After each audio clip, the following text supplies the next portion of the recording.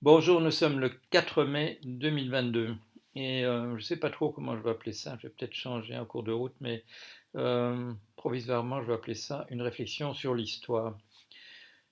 Pourquoi une réflexion sur l'histoire? Parce que l'histoire est en train de prendre de très très mauvais tournants un peu partout dans le monde.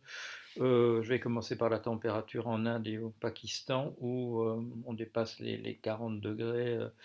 À certains endroits, on reste au-dessus de 40 degrés la nuit, ce qui est, si vous n'avez pas de climatisation, ben, votre vie de mammifère en général est menacée. Et l'Inde et le Pakistan sont maintenant, au printemps, dans une situation de, voilà, où la population est tuée simplement par la chaleur. Ça, c'est voilà, dans le cadre du réchauffement climatique général. Euh, sur le terrain en Ukraine, dans la guerre qu'il y a lieu là, c'est l'escalade. Les, euh, les Russes menacent, ils ne sont pas très efficaces sur le terrain. Les autres, dans le camp d'en face, du côté de l'OTAN et d'autres pays, on arme les Ukrainiens qui montrent une splendide détermination dans la résistance à l'invasion de leur pays, mais la rhétorique monte. Il est de plus en plus question de guerre thermonucléaire. Euh, les observateurs, les gens qui regardent la TV d'État, la télé d'État en Russie, notent qu'il est de plus en plus question là-bas d'une inéluctabilité d'une guerre thermonucléaire. La rhétorique monte du côté européen autant. Monsieur Johnson a fait un discours, Premier ministre britannique a fait un discours absolument incendiaire. La réaction du côté russe a été de montrer une simulation l'explosion d'une bombe atomique au large des côtes de l'Irlande, qui provoquerait un tsunami d'une hauteur de.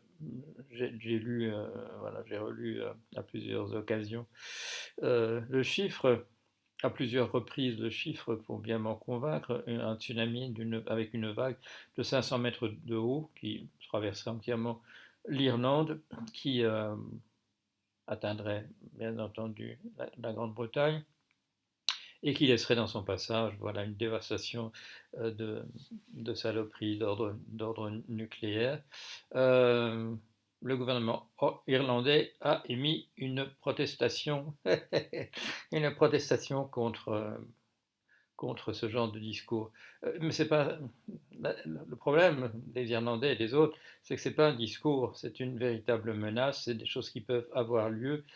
On répète du côté russe qu'on ne veut pas de guerre thermonucléaire parce qu'on sait que ça risquerait de provoquer la fin de l'humanité de manière générale, mais on insiste aussi sur une inéluctabilité si l'Occident continue de se ranger aux côtés des nazis.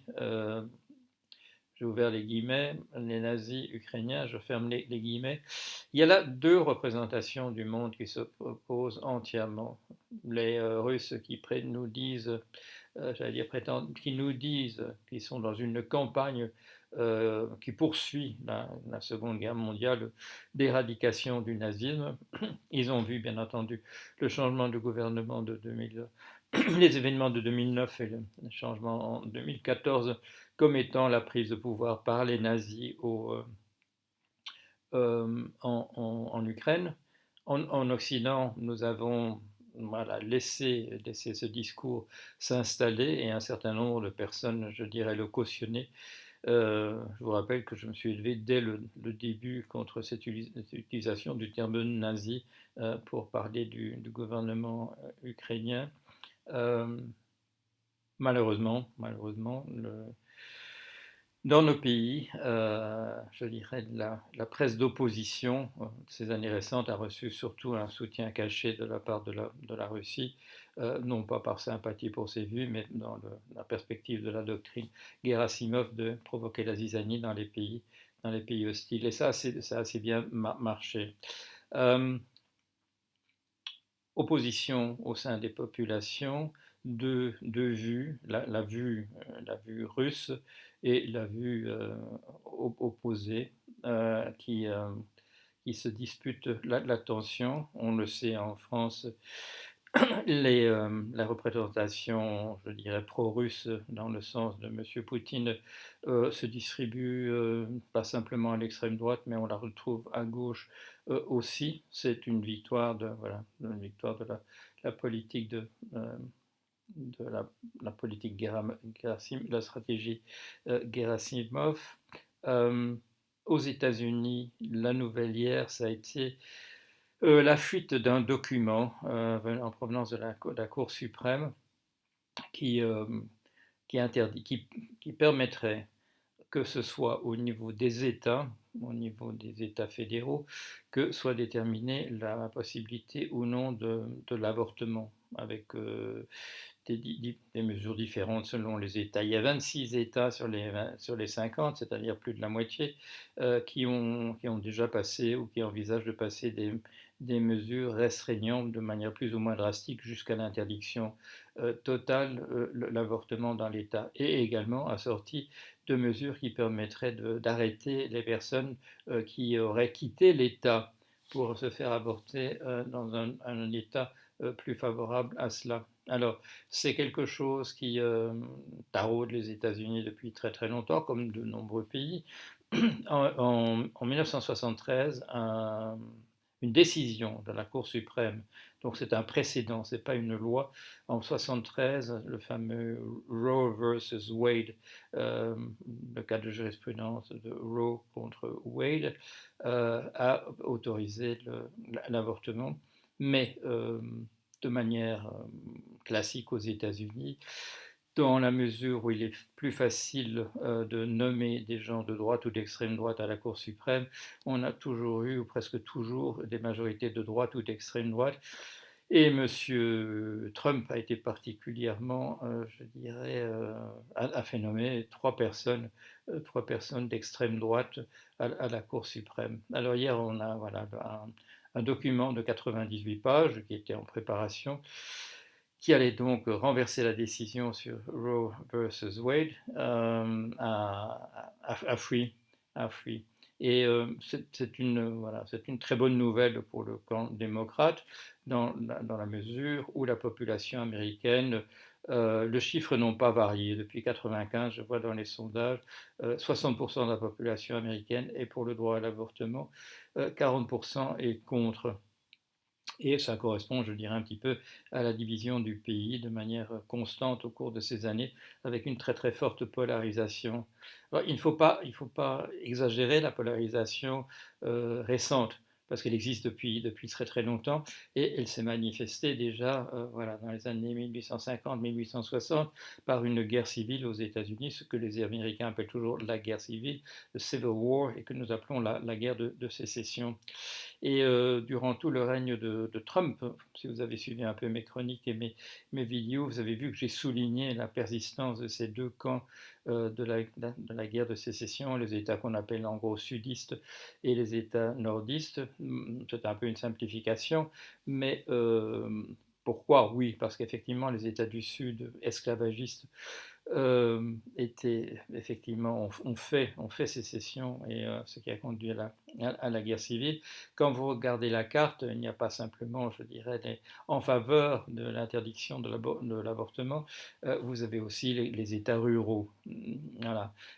Ce qu'il y a aux États-Unis, c'est on a voulu une véritable, je dirais, régionalisation dès le départ, ce qui fait qu'on a donné un avantage aux États ruraux peu peuplés pour qu'ils ne disparaissent pas simplement de la carte politique en raison de leur très faible population.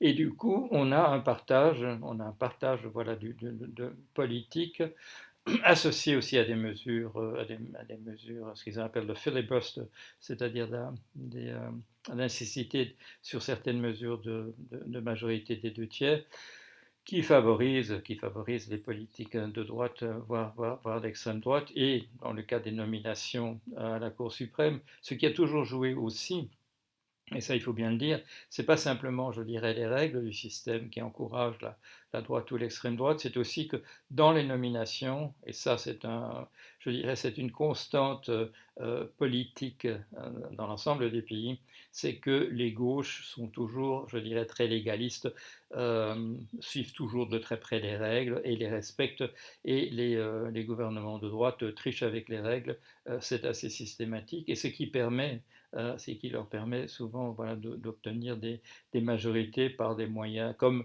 les nominations, la nomination à la dernière. Un certain nombre de politiciens de droite ont fait toute leur carrière aux États-Unis en disant pas de nomination à la Cour suprême dans les derniers jours d'une présidence, et quand le cas s'est présenté pour Trump, ils ont changé d'avis purement et simplement, comme on voit de ces grandes figures du Parti républicain démentir en public en ce moment des déclarations enregistrées qu'ils ont fait à telle ou telle époque en disant que ce sont des faux, ou qu'ils ont bien eu raison de changer d'avis, ou bien qu'ils font amende honorable pour un moment d'égarement, etc. C'est ça une des difficultés de nos démocraties, et ça il faut le dire, on le dira assez rarement, c'est la prédisposition des droites à tricher avec les règles et la bonne volonté, je dirais naïve, on pourrait peut-être dire, candide en tout cas, de la gauche à toujours respecter les textes. Alors, le monde va dans une mauvaise direction. Il y a sur de nombreux plans, j'ai mentionné la température en Inde, j'ai mentionné la guerre sur le terrain en Russie, avec le caractère effectivement qui devient assez inéluctable d'une guerre thermonucléaire. La guerre civile aux États-Unis. Quand la nouvelle est tombée hier de, voilà, de la fuite de ce document, j'ai aussitôt fait circuler en disant, je ne sais plus quel titre que j'ai donné, mais à mon Twitter, on se rapproche de la guerre civile proprement dite aux États-Unis. Donc tout ça, ce sont des signes, bien entendu, d'effondrement. On me reproche, on me dit que j'ai un malin plaisir à annoncer des mauvaises nouvelles comme je le fais aujourd'hui. Je n'ai absolument jamais eu un malin plaisir à donner des mauvaises nouvelles. J'ai un certain plaisir à faire des prévisions, à faire des analyses qui se révèlent exactes. Oui, j'ai un certain plaisir à ce que les choses que j'annonce se vérifient. Mais quel est le principe derrière ça? Je l'avais déjà exprimé je dirais assez clairement, dans un article de 1988 qui s'appelait Les nervures du chaos. Et le sous-titre, c'était Ou une physique sociale de Durkheim à Lacan.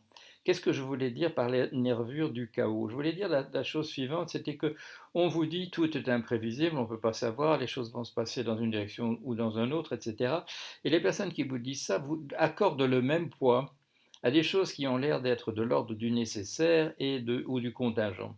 Des choses qui doivent nécessairement se passer vu la configuration, et des choses qui pourraient, oui ou non, se passer, qui seront dues, je dirais, à la chance allant d'un côté ou de l'autre. Quand j'ai parlé de nervure du chaos, j'ai dit effectivement, il y a un grand chaos au sens des mathématiques, c'est-à-dire d'une dynamique non linéaire, mais il y a des nervures. Et ça, j'ai écrit ça en 88, donc c'était 20 ans avant qu'il y ait la crise des subprimes, où j'ai pu répéter ça, que quand on m'a demandé pourquoi vous avez pu prévoir ça, j'ai dit parce qu'il y a, voilà, je n'ai pas dit des nervures, mais il y a des lignes qui conduisent d'un événement à l'autre, et qu'il faut, un bon analyste ou une bonne analyste peut lire ces lignes, ces nervures qui sont là dans ce qui apparaît comme un chaos généralisé. Et c'est ça, bon, je dirais, la capacité d'une bonne ou d'un bon analyste, c'est de pouvoir lire ça. Donc ça n'a rien à voir avec le marc de café. Bien entendu, quand vous avez fait des prévisions de ce type-là, on vous appelle prophète, c'est-à-dire qu'on essaye de dire que ce n'est pas une bonne analyse de votre part, que c'est voilà, vous avez de la chance, et dans la chance que vous avez, c'est de faire des prévisions exactes, et donc, ou bien c'est d'inspiration divine, mais quand on dit prophète, c'est pas parce qu'on croit particulièrement à l'existence de prophètes, c'est parce qu'on dit voilà, bon, ce type qui a de la chance de faire des prévisions exactes. Donc, j'ai aucun plaisir à faire des prévisions qui soient particulièrement, je dirais, inquiétantes comme aujourd'hui, mais oui, j'ai un plaisir, voilà, c'est un plaisir de chercheur de faire des prévisions qui s'avèrent exactes. Alors, À quoi ça me conduit? Ça me conduit à changer de position, sur un plan précis. C'est-à-dire quand je fais une annonce, et ça on me le reproche aussi, on me dit: «Oui, mais en 2016 vous disiez, dans votre avec votre livre, Le dernier qui s'en va éteindre la lumière, vous disiez qu'on pouvait encore tout changer, maintenant vous dites qu'on ne peut plus rien changer du tout». Oui, mais c'est parce qu'on est 6 ans plus tard. C'est parce qu'on est 6 ans plus tard et que rien n'a été fait, à part, les grands discours, rien n'a été fait. Donc ça change les choses. Quand le rapport Meadows, le rapport du Club de Rome sort en 72, il nous montre ce qui va se passer. C'était il y a 50 ans. On aurait pu faire plein de choses pendant ces 50 ans. On ne les a pas fait. Donc quand M. Meadows dit maintenant, maintenant c'est plié, on dit oui, mais il disait qu'on pouvait encore changer les choses. Mais oui, mais c'était il y a un demi-siècle. C'est un demi-siècle. Pendant ce demi-siècle, on n'a rien pu faire. On n'a rien fait. Je dis on n'a rien pu faire, et d'une certaine manière, c'est mon sentiment aussi. Il aurait fallu tellement changer ce que c'était les cultures et les civilisations humaines. Nous avons tellement vécu sur une gabegie du pétrole, qui a précipité évidemment le mouvement vers la fin. Alors, bon, on considère que je suis un petit peu fou quand je me raccroche, moi, à ce que j'appelle le plan C. Le plan C, c'est de travailler à nos successeurs. Moi, ça me semble une tâche tout à fait honorable et même à faire. Je considère que la présence de l'humanité à la surface de la Terre est un miracle d'organisation dans l'univers. Nous n'avons pas la preuve qu'il y ait quoi que ce soit de semblable existe ailleurs. Je trouve que, bon, malgré toutes nos horreurs et qui vont nous entraîner par le fond, il y a il y a un héritage à sauver, et que si des créatures aussi fragiles que nous, qui ne résisteront pas à des radiations, qui ne résisteront pas à la famine, qui ne résisteront pas à l'absence d'eau potable, etc., si nous pouvions transmettre cet héritage à des créatures beaucoup plus solides, je crois que ce serait une bonne chose que nous ferions aux yeux de l'univers. L'univers n'a pas de conscience en tant que tel, mais ce serait un hommage que nous rendrions à l'organisation contre la désorganisation. La désorganisation, on va la voir tous les jours, venant de tous les côtés. On peut faire une sorte de monument, de transmission, je dirais, à des créatures artificielles qui seront un miracle, je dirais, de notre propre créativité. C'est extraordinaire que nous soyons arrivés à faire ça, même si tout le reste s'écroule pendant ce temps-là en arrière-plan. Et ça fait, voilà, ça fait quand même peut-être plusieurs années, en tout cas plusieurs mois, que je travaille essentiellement à ça. J'en parle pas nécessairement, mais voilà, c'est une tâche. On a eu l'amabilité, c'était en 1987, de me recruter dans une des premières équipes qui faisait véritablement en entreprise de la recherche en intelligence artificielle. Euh, je n'ai pas travaillé dans ce domaine comme chercheur, mais je n'ai pas, pendant les 30 années d'intervalle, je n'ai pas cessé de m'interroger sur ces questions et de me renseigner. Et donc maintenant que je m'y remets, je veux dire, c'est pas comme si je devais rattraper un retard de 30 ans, donc j'ai continué à réfléchir, j'ai regardé à ce qui se faisait, et j'ai l'impression que je peux contribuer à ma façon, mais dans une tradition, puisque j'ai quand même fait, voilà, de 87 à 90, j'ai fait un logiciel d'intelligence artificielle, année-là, dont je suis extrêmement fier. C'était vraiment pionnier, c'était vraiment quelque chose qu'on ne faisait pas du tout et qu'on ne fait toujours pas, mais qu'on peut faire maintenant parce que, je veux dire, dans l'environnement actuel, les possibilités, voilà, de mettre ça dans des robots, voilà, de faire des simulations sous forme de jeux vidéo, sont très très amplifiées. Et, euh, et donc, voilà, je, je rapporte l'actualité comme je le fais maintenant, et je continue de m'informer, bien entendu, je dirais avec la même, comment dire, avec le même degré de profondeur et d'analyse que je le faisais autrefois. Mais pour ce qui est de mes efforts en recherche, je les consacre, voilà, au plan C, c'est-à-dire à la transmission de notre héritage à des créatures plus robustes. Voilà, allez, à bientôt.